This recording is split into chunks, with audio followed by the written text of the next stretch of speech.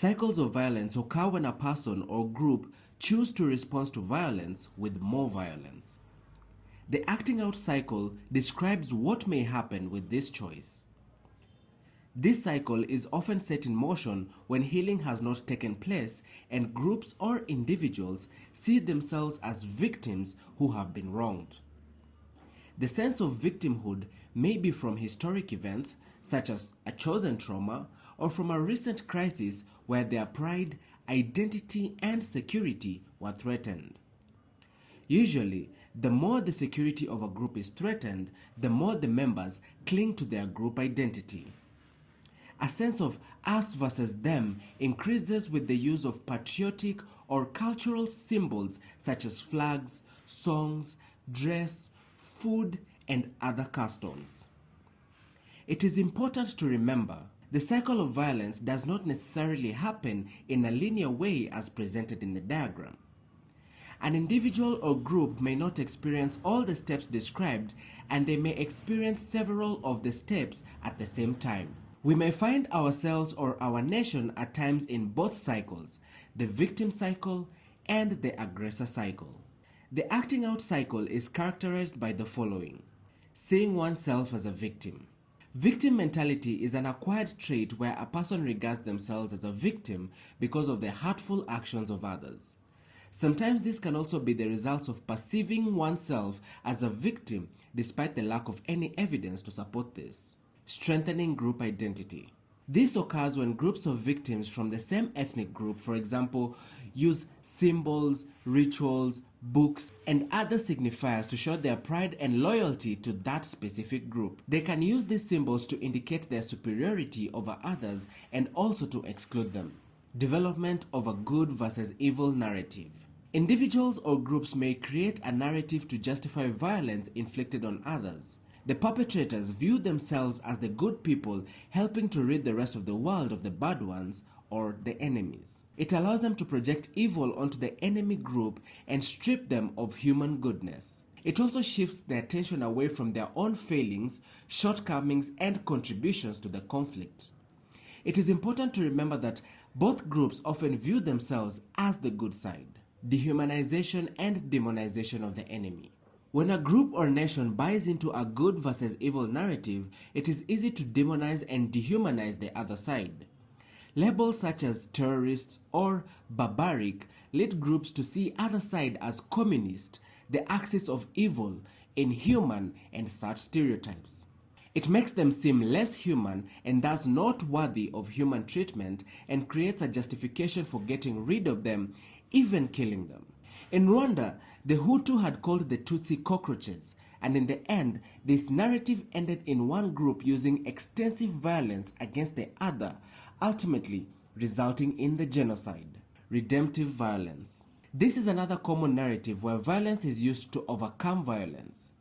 Violence is believed to have the power to make us secure, keep us free, and restore a sense of pride and honor.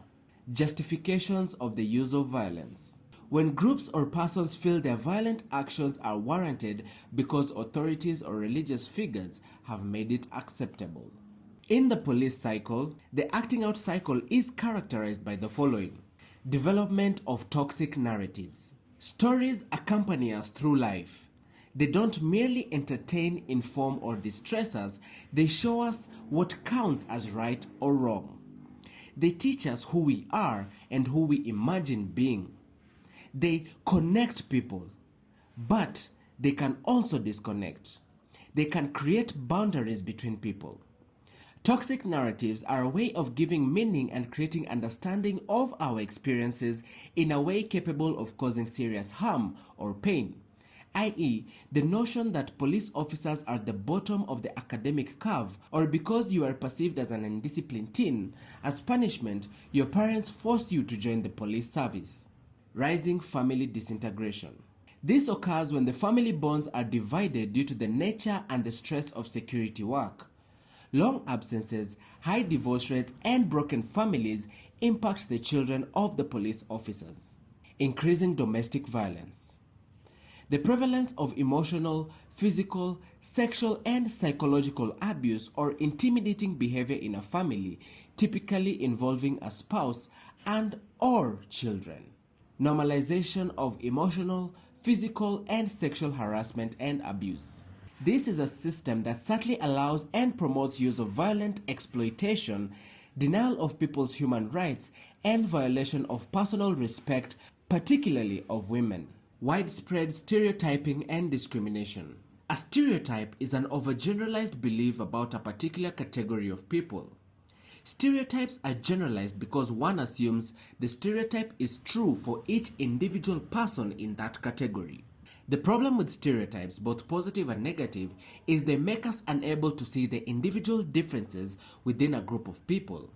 We lump everyone together as if they're all the same. Prevalent corruption. This is a form of dishonesty or criminal activity undertaken by a person within an organization entrusted with a position of authority, often to acquire illicit benefits.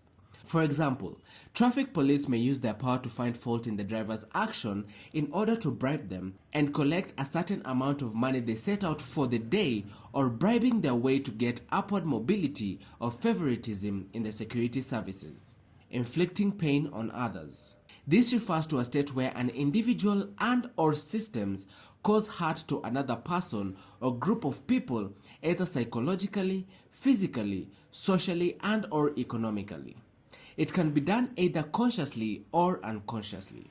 Revenge and radicalization. This is an action of hurting or harming someone in return for an injury or wrong suffering in their hands. This leads to an individual or group adapting to increasingly extreme political and or religious ideas and aspirations, rejecting and or undermining the status quo or contemporary ideas and expressions of the state. Violence is justified when persons or groups feel their violent actions are warranted and an acceptable response.